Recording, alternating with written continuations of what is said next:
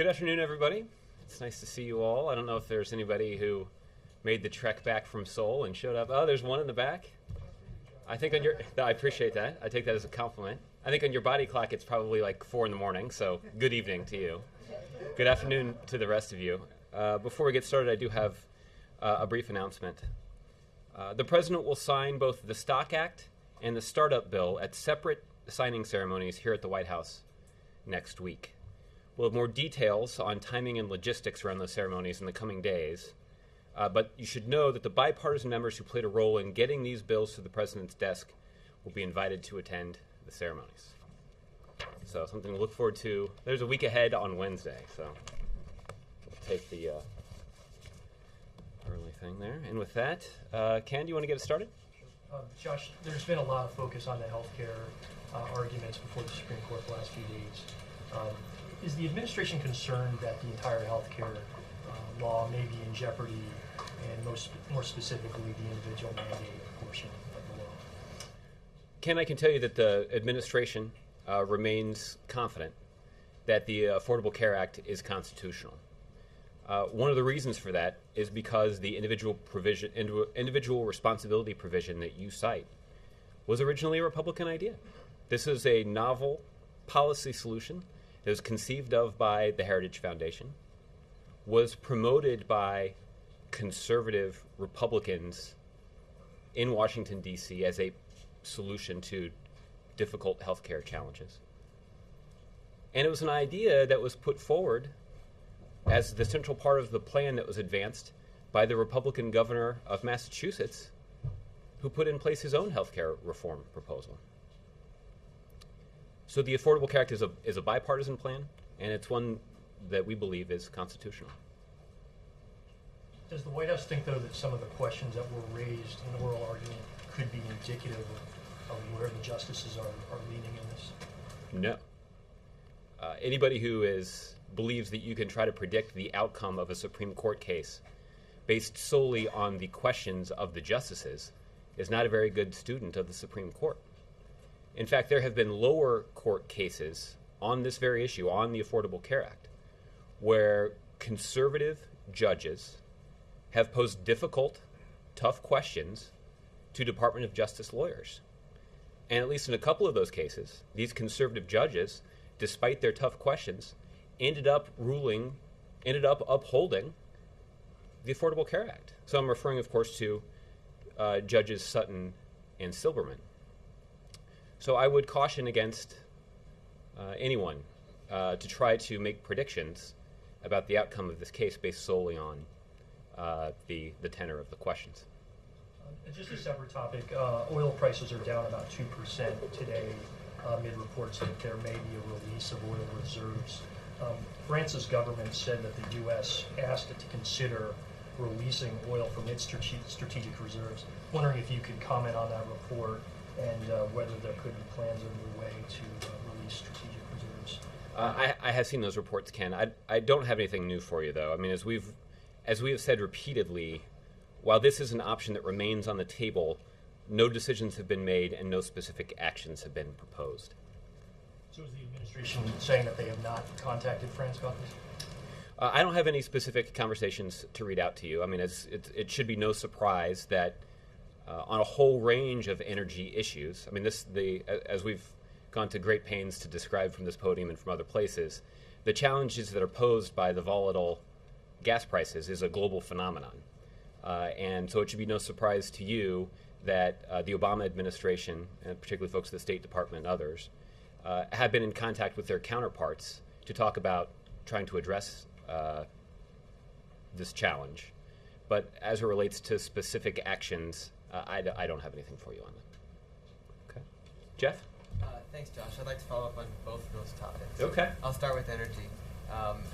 Without confirming your talks with France, Germany also responded to these reports today and said that they don't think it is appropriate or that the conditions are there for a strategic oil release. Is that a concern to the administration as you're pursuing these options? It's not. We are, as I mentioned, we are coordinating with our partners around the globe to confront the global phenomenon that is the volatility in the energy markets right now. But I don't have any specific guidance for you on the Strategic Petroleum Reserve, other than to tell you something that we've said many times, which is that it's an option on the table. But anybody who tries to convince you, in this government or any other government, frankly, that specific decisions have been made or actions have been proposed, is not speaking accurately. But even if decisions haven't been made, clearly, if it's an option on the table, you need to build up some support for it. And it doesn't look like you have enough support, at least from some countries, to make it a viable option. Well, I'm not in a position from this podium to read out the details of the kinds of conversations that we're having on this particular topic. One follow-up on healthcare. James Carville said yesterday that if the court did strike down the law, that would politically actually be a winner for Democrats going into the election. Do you share that assessment? Mr. Carville has the freedom to make those kinds of political assessments from television studios and from other places. And there are many other people in Washington, D.C. who also avail themselves of the opportunity to draw some political connections. I'm not in a position to do that from here. The policy that Mr. Verrilli has been defending before the Supreme Court is a bill, the Affordable Care Act, that was passed by a majority of the House, that was passed by a majority of the Senate, and was signed into law by the President of the United States. And there are people all across the country who are enjoying the benefits of that legislation's passage already. There are 2.5 million young adults who have health insurance on their parents' plan because of the Affordable Care Act. There are 5.1 million seniors on Medicare who have saved more than $3 billion on their prescription drug costs. We are already seeing consumer protections being put in place that will rein in the power and the authority of insurance companies to take advantage of patients. What we're focused on are the benefits of this piece of legislation and implementing this bill, all the provisions of this bill, so that we can maximize for the American people the benefits of this piece of legislation. There are plenty of people who are willing to talk about the politics. What we're focused on is putting in place a policy that's going to have a tangible difference in the lives of people all across the country. Jessica? This morning, the White House counsel put out a statement describing Solicitor General Verrilli as extraordinarily talented advocate who ably and skillfully represented the U.S. before the court. Why did the White House feel the need to put out a statement defending the Solicitor General? Because somebody asked. I would point out that you don't always put out statements to everything in response to everything we well, ask. you're asking me now, and it is. I would point out that as I was thinking about getting this question today, that it is a little bit ironic that you're asking somebody who's standing behind a podium, answering tough questions from people on the record about the performance of somebody else who's standing behind a podium asking tough questions on the record on a difficult issue. What I can tell you is that that staff at the White House agree wholeheartedly with the sentiments that were described by Ms. Rumler today.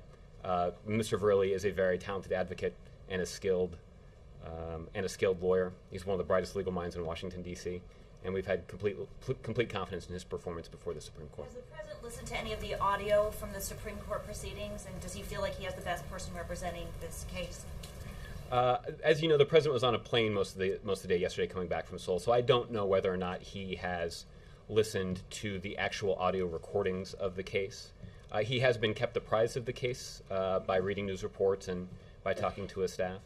And I think that the takeaway from the arguments of the last couple of days that many of us at the White House here have concluded is that Mr. Verrilli isn't just an effective advocate for the Obama administration, but he's also an effective advocate for the 5.1 million seniors that have saved $3.2 billion in their prescription drug costs. He's somebody who's an advocate for the government. He's an advocate for the 54 million Americans who have enjoyed free preventative care through their private insurance because of the Affordable Care Act. This is the reason that the President worked so hard to pass health care reform, by working with Congress to pass it through the House, to pass it through the Senate, and these are the principles that we're focused on as we implement the bill moving forward. Can I ask a quick one on Syria? Sure. The Syrians have agreed to Kofi Annan's peace plan.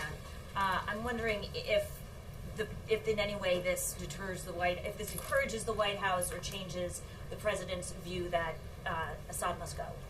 It does not change that view. We've heard promises from the Assad regime before, and we will judge the Assad regime on their actions, not on their comments. So, Ann? Thanks, Josh. Maybe you could answer some of the questions that Mr. Verrilli didn't seem to be able to satisfy the justices with yesterday. Is health care so special that requiring people to buy health insurance is a good idea? Is there anything that this administration would ask Americans to buy, from cell phones to broccoli? I'm not going to weigh in from here, and Mr. Verrilli is a very skilled advocate. I assume that he certainly is one of the brightest legal minds in Washington, D.C. I assume he did very well in law school. I didn't even do very well in the LSAT. So I wouldn't want to put up my legal analysis against his, frankly, because I think that he did an extraordinarily good job of representing the opinion of the government on that issue. Why then the president has this confidence that the entire law and the mandate will be upheld? Well, I think I referred to it in my earlier answer to Ken's question, which is that this is originally a Republican idea. Republicans at one point in time certainly thought the individual response... Why does that make it constitutional?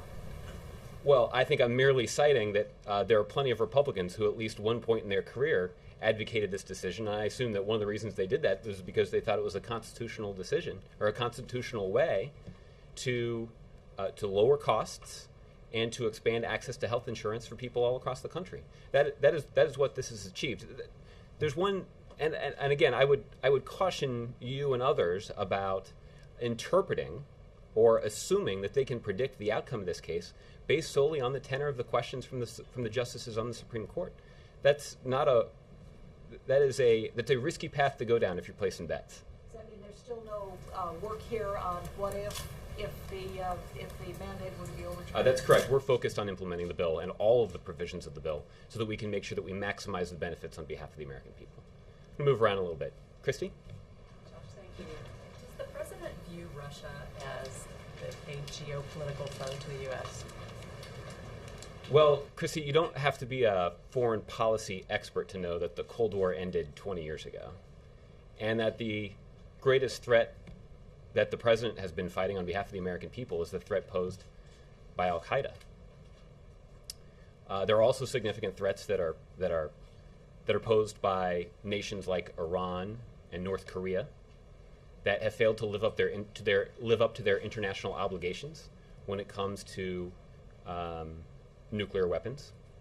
And the irony is that Russia, particularly in the cases of North Korea and Iran, have worked very well with the international community to isolate those two regimes and to seek a diplomatic solution to hold those two regimes accountable for living up to their international obligations.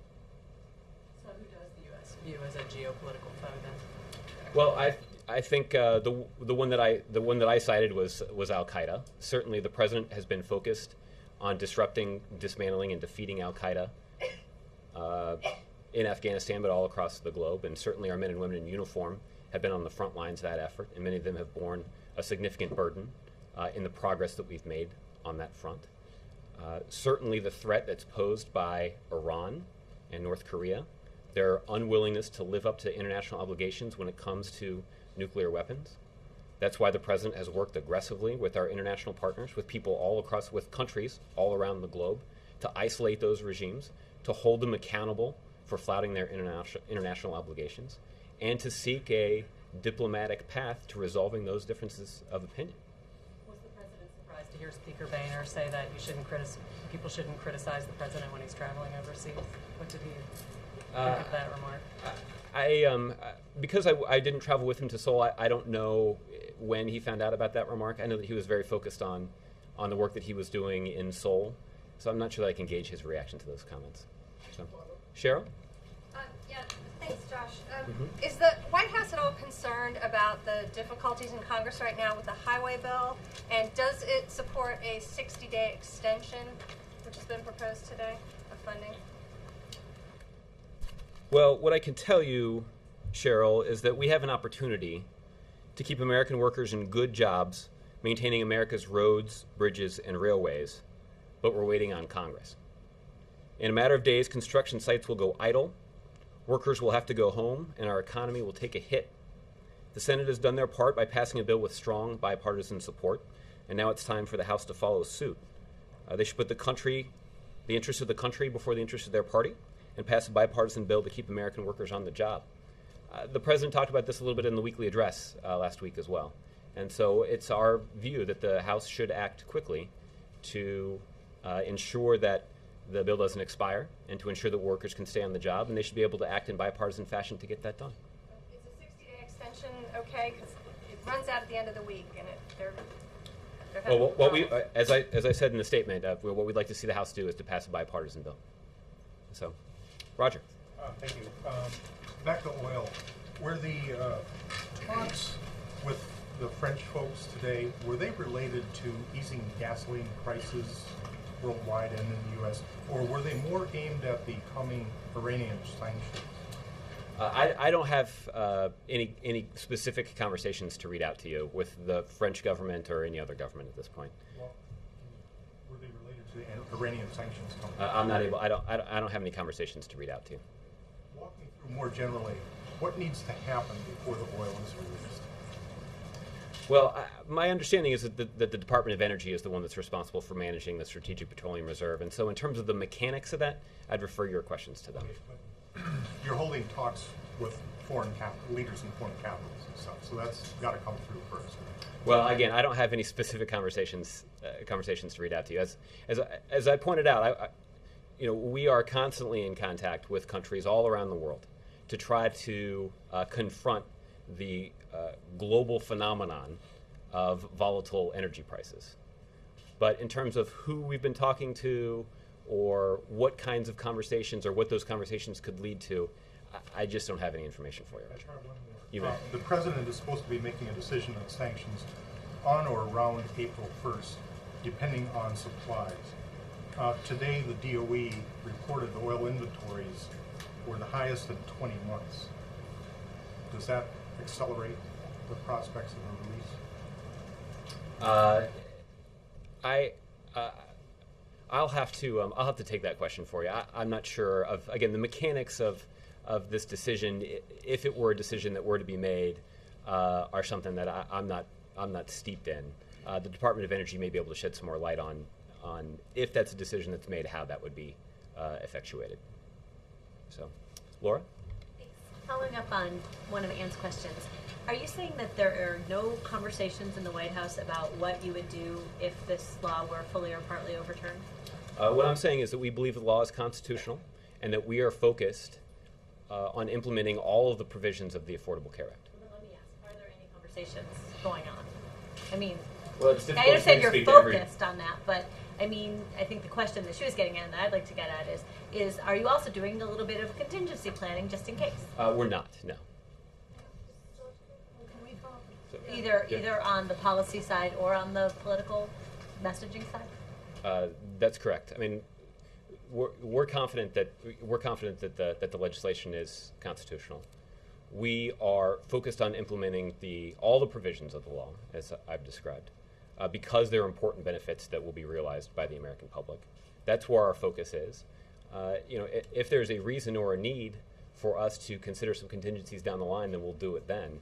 But as I said, it's foolhardy to try to predict the outcome of this decision based solely on the questions of the judges. I'm certainly not going to do that from here.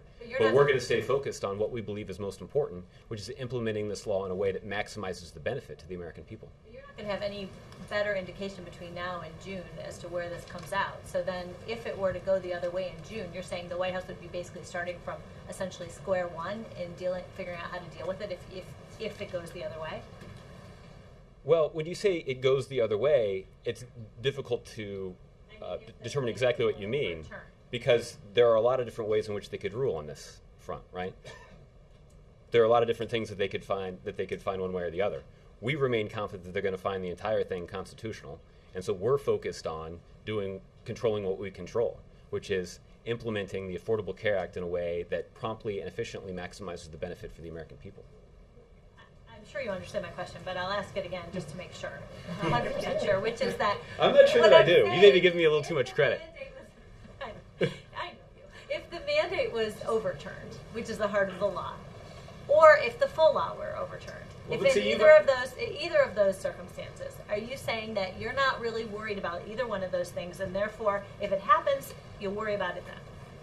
I can tell you that there's no contingency plan that's in place. We're focused on implementing the law, and we are confident that the law is constitutional. Wouldn't it be responsible to be ready, though, in case something happened? I mean, this is a real possibility. Even your supporters on the Hill are saying it's possible. What we're focused on, Ed, is we're focused on maximizing the benefits of this law, and that is a function of controlling what we can control. We put forward a talented advocate to stand before the Supreme Court and make the legal justification for why we believe the law is constitutional. He delivered a persuasive case, and we're going to go back to the work that we've been focused on from the beginning, which is implementing this law in a way that maximizes the benefits of all of the provisions. When you say a talented advocate and made a persuasive case, how does that square with the audio of the Solicitor General coughing and stammering and seeming to struggle answering questions? Well, Ed, I know you're a little bit of a college basketball fan, and I know that there have been a lot of people who have had a lot of commentary about the Solicitor General's performance. I'm looking forward to tuning into the semifinal games this weekend. I assume that you are too. And when we tune in, we're going to hear Clark Kellogg sitting on the sidelines delivering some color commentary of the game. I'm sure it will be analytical. I'm sure it will be insightful. It'll probably even be entertaining, but it's not going to change the outcome. Fair point, but it's not just the commentary or the pundits. It's the actual audio that people are hearing. Even you can hear it. People in the White House listen to him stammering, struggling. It's not punditry. It's actual listening to the audio. And to Jessica's question earlier, you don't respond to every question we have. And you guys pride yourself. I'm doing my best. No, and you guys pride yourself on saying, we don't listen to the cable chatter out there. Well, there was That's cable true. chatter yesterday saying that he bombed. And you felt compelled to say, well, no, he did a great job. Aren't you on the defensive about that? Did you feel pressure to defend him? Not at all. What Mr. Verrilli delivered was a very solid performance before the Supreme Court. That's just a fact. If there are questions about that, I'm happy to answer those questions. We feel good about his performance. And like I said, there are a lot of people who are going to sit on the sidelines and weigh in with their commentary and probably try to assign style points to one advocate or the other. What we're confident in is we're confident that that this is a law that when you examine the constitutional ramifications of implementing the law, that you'll find that the law is constitutional. Last thing on the Trayvon Martin case. Since the president spoke out about it late last week, as you know, new facts have emerged in the case. They're still just allegations. Nobody really knows exactly what happened. Law enforcement is investigating. But in light of the new facts emerging, does the president have any regrets about speaking out on it before that investigation is done? What I can tell you, Ed, is that the president began his comments in the Rose Garden on Friday by talking about the fact that he didn't want to influence an investigation that he felt was important be conducted. He didn't want to influence an investigation that he thought was important to conduct. And that's how he began his remarks. The remarks that he delivered were a sign of his own reflection and the way that he was personally impacted by the tragic death of this young man. I don't want to weigh any further because as the president has said, there should be an investigation here, and there's one that's ongoing that's being conducted by local law enforcement. I understand there is a state commission that's involved, and I know that there's some level of Department of Justice involvement as well, and those investigations should proceed. So, Mr. Vaquera? You're not planning for a contingency if the Supreme Court rules against the ACA. Is that because we go back to the status quo ante, the state of health care in this country as it was 2 years prior to last Thursday? No need for a contingency, it's status quo ante, right? What contingency could there be in the absence of a law that's been passed and signed but now struck down by the Supreme Court? Well, what I can tell you is that there are Republicans, there are critics of this law who are advocating for going back to the status quo. We will have an opportunity to have a political debate about that. The president believes that the reforms that have been put in place are really important. They've already yielded significant benefits. I've recited them a couple of times. I'll spare you this time.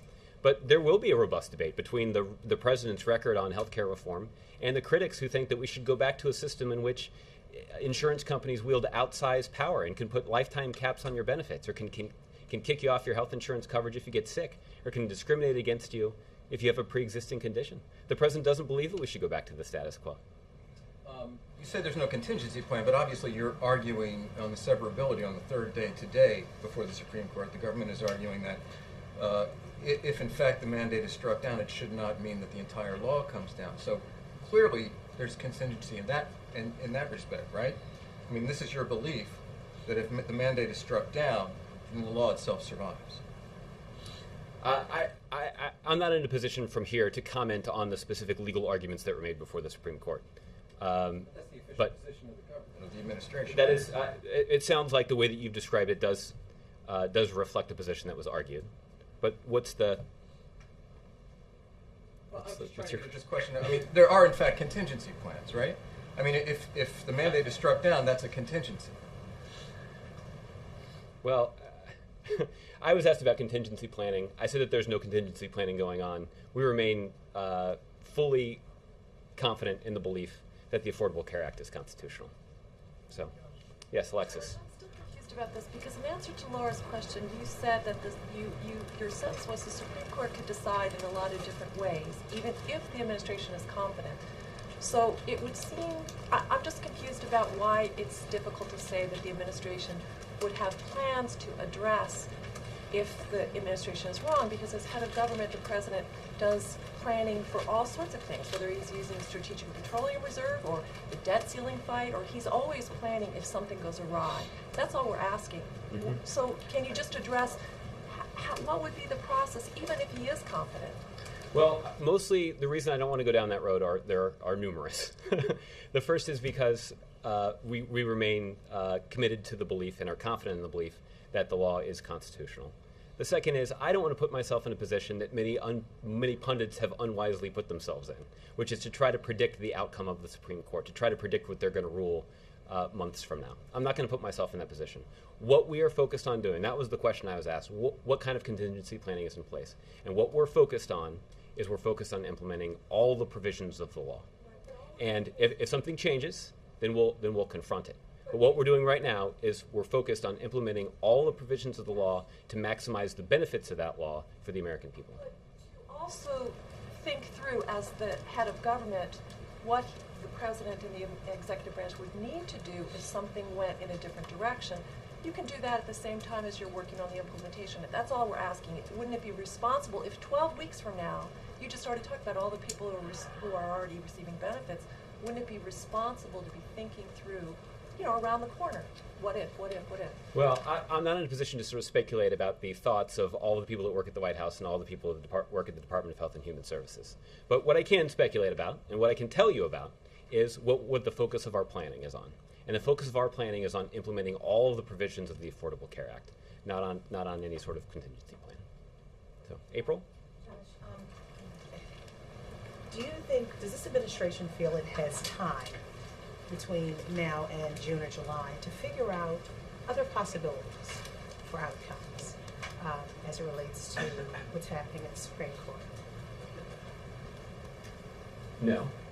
It's our view, as I've said a couple of times now, that trying to predict the outcome of a Supreme Court case based solely on the questioning of the justices is a fool's errand. And again, people who tried to do this when they were looking at lower court cases, lower courts who heard the Affordable Care Act. There were a couple of judges who were conservative judges who were appointed by Republican presidents who asked very difficult, tough questions of Department of Justice lawyers.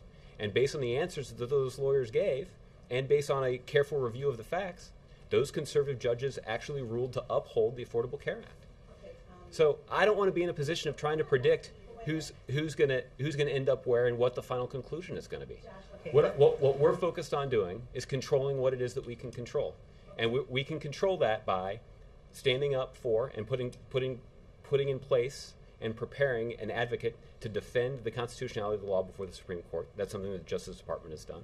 And the Department of Health and Human Services is going to be focused on implementing the law in a way that maximizes the benefits of the law for people all across the country. You have 12 weeks, and I'm just going to put it out there now. 12 weeks between now and the time, the end of this session in the Supreme Court, but they will make a decision. I've been here long enough to know that there's always a contingency plan from A to even possibly Z of whatever happens.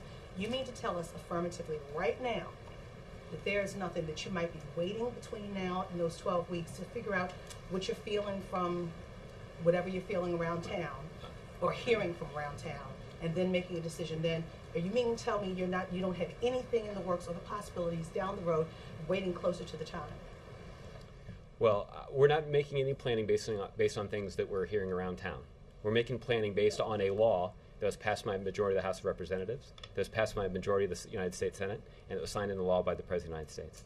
This is a law that has yielded significant benefits for the American people. This is a law that says insurance companies can't kick you off your insurance coverage just because you get sick.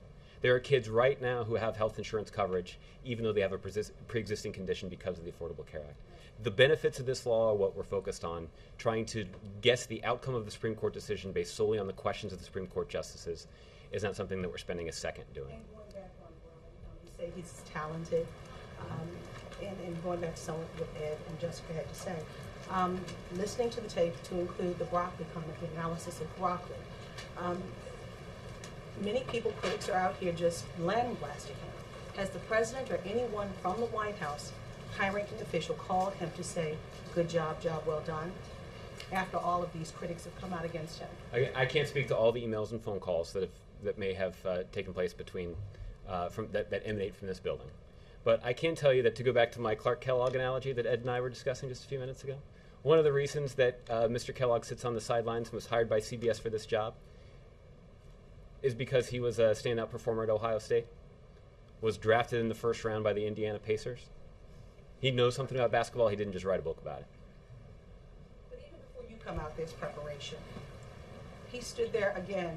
He did not sound like someone standing before the U.S. Supreme Court to stand up for something that is a historic piece of law.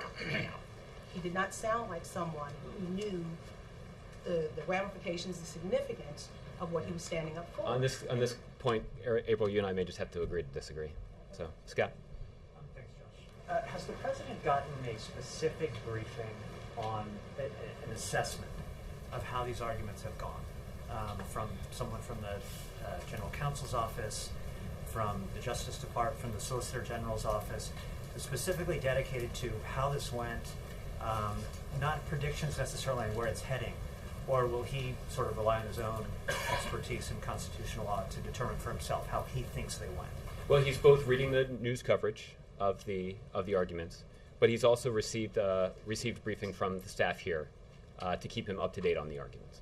Specifically on the arguments. Specifically on the arguments. That's correct. Okay, Mara. You earlier called the mandate the individual responsibility provision, and I have heard it referred that way just recently by other people at the White House and on the campaign. It seems very new, and I'm wondering, I've never heard the president refer to it that way. I've never heard him call it the anti-free rider, tax. I'm just wondering why you decided to start calling it that recently. I think I disagree with that notion. My sense is, yes. When did it start? I don't know. Maybe we could go back to my office afterwards and start doing some Googling and can figure it out. I'm sorry? The president doesn't refer to it that way. I'm not sure that's accurate. Rarely talks about it at all, I guess. But I guess my second question would be, why in these years where the right has been laying this intellectual groundwork and talking about broccoli and kind of forming the underpinnings for what's happening now before the court, why have you guys not talked about the mandate much, and why it's so important?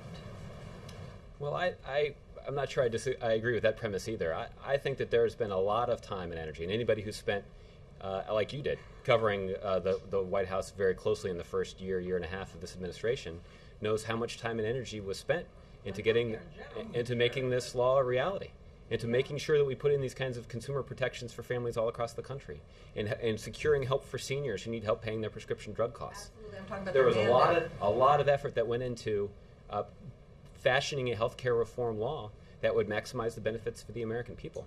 Right, but what seems to, where you seem to be at a disadvantage now is in the debate about why the mandate is so important to this and actually something that people should support. Well, there are two things about this. One is the individual responsibility provision was something that was conceived of by the Heritage Foundation.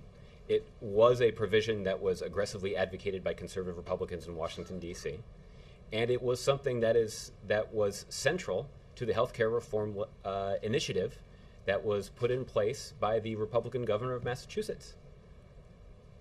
So, it seems to me that there are probably plenty of Republicans that agree that this is a helpful solution to this policy challenge. And in terms of talking about the benefits of the health care reform law, we look forward to having that debate with the critics. That's something that we're not going to shy away from. The president has a record to stand on. The president has a record that includes 5 million seniors getting help affording their prescription drug coverage, saving them $3 billion a year. The president has a record of ensuring that 2.5 million young adults can get covered under their parents' plan because of the Affordable Care Act. The president has a record that you can evaluate that has allowed 54 million Americans to access free preventative coverage through their private insurance plans. We're happy to contrast that record with Republicans who say we should go back to the status quo. We should go back to a system that empowers insurance companies to kick you off your health care plan if you get sick, that empowers insurance companies to discriminate against you if you have a pre-existing condition. That's a debate that we're happy to have. Goyle? Yes. As far as President's trip to South Korea is concerned, most of the major and small nuclear nations were there, including India and Pakistan. One, President met with the Pakistan's Prime Minister. One, if Pakistan is going to fully agree with the President and with the United States as far as terrorism or Afghanistan situation is concerned. And second, if President feels that Pakistan's nuclears are safe and in the good hands from the terrorism. Well, Goyle, I know that that Mr. Rhodes read out the bilateral meeting that the President had with Prime Minister Gilani yesterday. I know that the President was pleased to have the opportunity to have that meeting and was pleased with the way that the discussions went. But for details, I'd refer you to that. For detailed readout of that meeting, I'd refer you to that conference call. On the issue of nuclear security, as you know, this has been an issue that's been at the front of the President's agenda since before he was even elected President. This is an issue that he worked on in the Senate. He delivered a high-profile speech on this issue in Prague in his first year in office, hosted a nuclear security summit here in Washington, D.C., and of course attended the summit in 2012 in Seoul, Korea, where they announced a number of advances on this front. So this is an issue that remains a national security priority of the President's, and the President was pleased with some of the announcements that were made in the course of the summit earlier this week.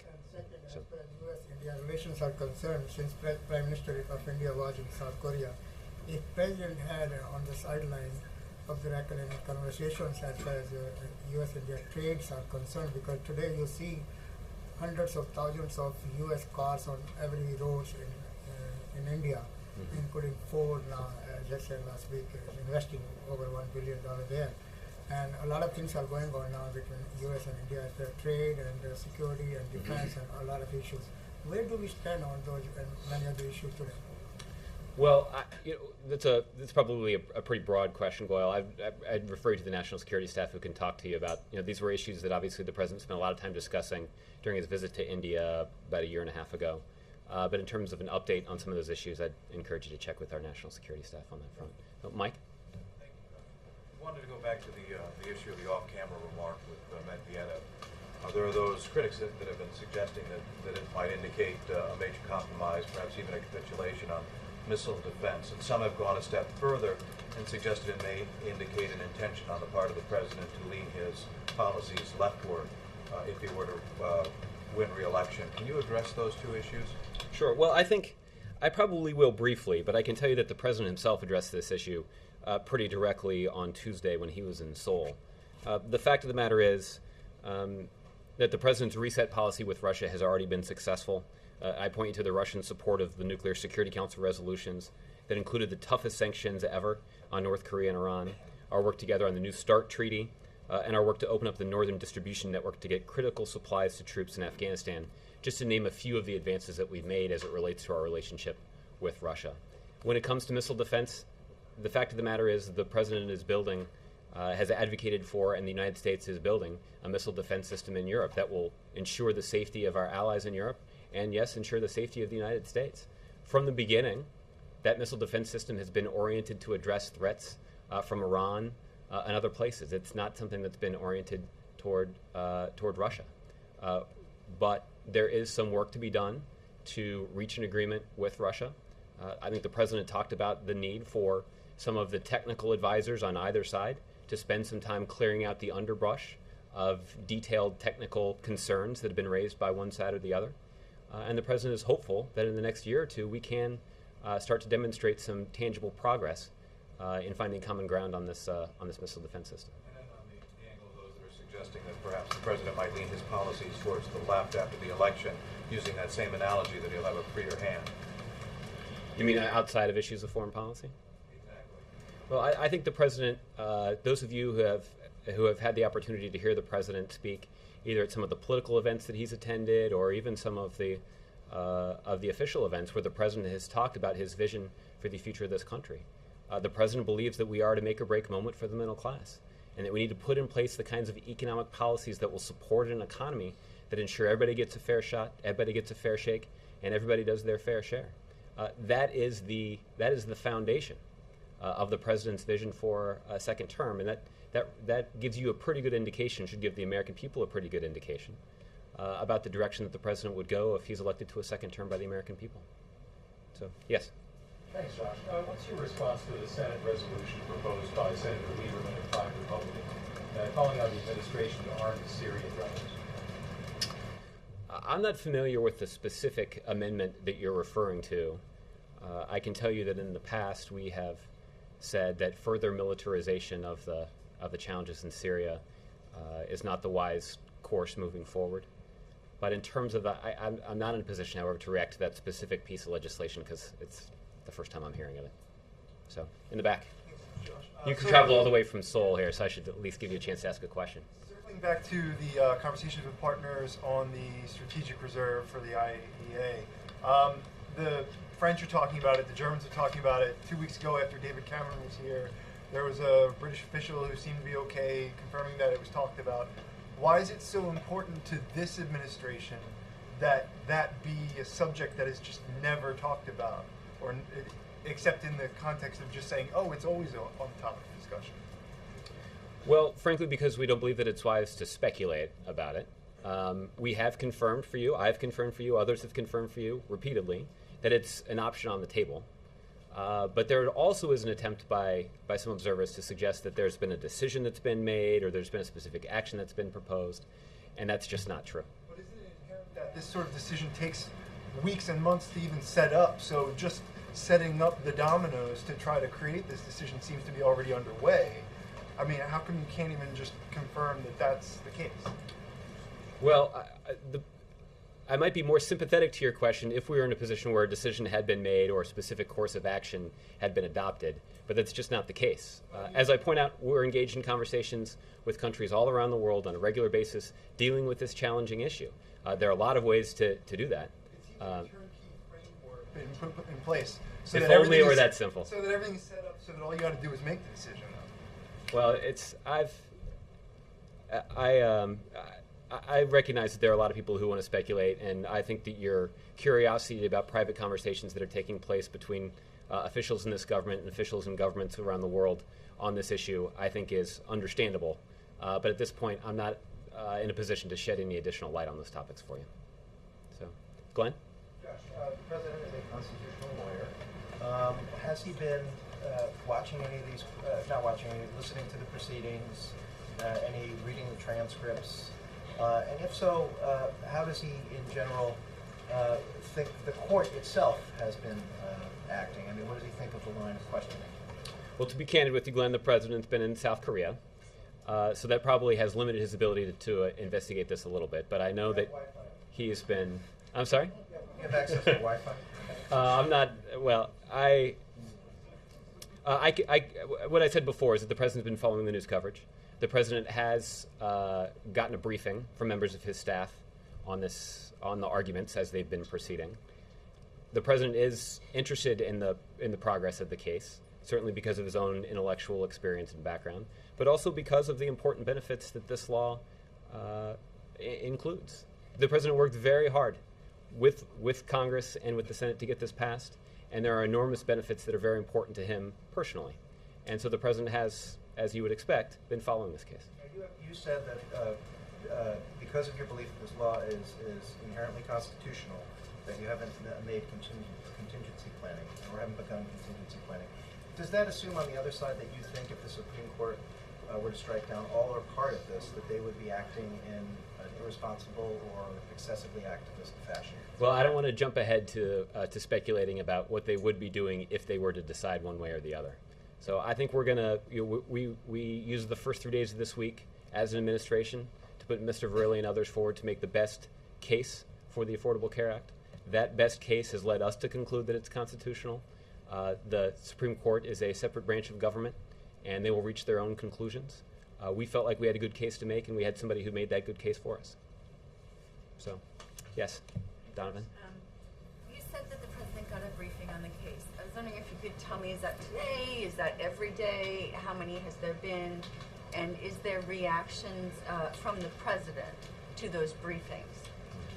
I have not spoken to him today, so I can't give you any specific readout about his reaction to reading them. I don't know when he specifically got the briefings that he was given, but I can tell you that he's been following it closely both through the news media and through the briefings that he's received from his staff here. I thought you meant in-person briefings. You just mean papers. I mean that he's been informed of the. Okay, Amy. I feel like there's been a communications failure. There are lots of people saying you guys haven't explained the bill still 2 years later as a law. Rather, do you agree with that premise? I do not, primarily because the president has a record on health care reform that is pretty persuasive. I'm going to flip to the right page and talk to you about it. We're happy to have a debate with critics who would adopt a position that sends us back to the status quo, that would give more power to insurance companies, allow them to kick you off your health insurance if you get sick, allow them to deny you coverage if you have a pre-existing condition, to discriminate against you, if you will. The president, on the other hand, has a record that he's happy to run on, which actually speaks for itself, that there are 5.1 million seniors who have obtained assistance in paying for their prescription drugs that has saved them more than $3 billion collectively, that there are 2.5 million young adults who are getting health care coverage under their parents' plan. There are 54 million Americans who have obtained free preventative services through their private insurance because of the Affordable Care Act. If we want to have a debate about the president's efforts and successes on the Affordable Care Act and the policy objectives that have been put forward by Republicans that would only empower insurance companies, we're happy to have that debate, and we'll let the American people decide, but it's one that we're confident that we'll win. But do you think it's a problem that you still need to keep reading these facts and figures and people aren't really? No, again, it's of all of the questions that I've faced today, this is the one that's easiest to defend. This is the one that's easiest to explain. The president has a proactive case to make, and the critics of this law, they don't. Unless they want to go out there and make the case to the American public that insurance companies deserve more power, that insurance companies deserve the right to kick you off your insurance if you get sick, that they deserve the right to put a lifetime cap on your benefits. The president doesn't believe that they do. And it's a debate that we're happy to have with any of the critics of the law in the venue of their choice. So, yes, Leslie. Well, as you've certainly seen, that the president's campaign has been pretty aggressive in making this case. But will he himself? I don't have any scheduling updates to offer you, but I can tell you that the organizational prowess of the campaign that is being operated by my colleagues in Chicago will make the case about how the president has used his first 3 years in office. An important part of what he has done during those 3 years is to put in place health care reform that has lowered costs, that has expanded access to coverage, that has reduced prescription drug costs for seniors, that has made it easier for young adults to get health insurance coverage, that has allowed 54 million Americans to get access to preventative services. There's a record to run on, and this is an important part of how the president has used his first 3 years in office, and is an indication of the president's willingness to stand on the side of middle-class families and to fight against insurance companies and other special interests that are looking to take advantage of them. Thanks, Josh. So, go ahead, Leslie, last one. Would there be a feeling that he shouldn't speak on it now while it's up before the court? Or, I mean, because, there was all that brouhaha last week about how he hadn't gotten out and celebrated the anniversary. But Yeah, has there been any thought about now that after the arguments? Well, like I said, I don't have any new scheduling announcements to put forward at this case, but I am confident that you can certainly talk to the campaign to see if they have plans that they want to tell you about. But I feel confident saying from here that both at the White House and at the campaign, I'm willing to make this prediction, that they will continue to talk about the president's record during his first 3 years in office. And a centerpiece of that record is the progress that we've made on the issue of health care reform while the president's been in office. Thanks, everybody. Enjoy the rest of your Wednesday.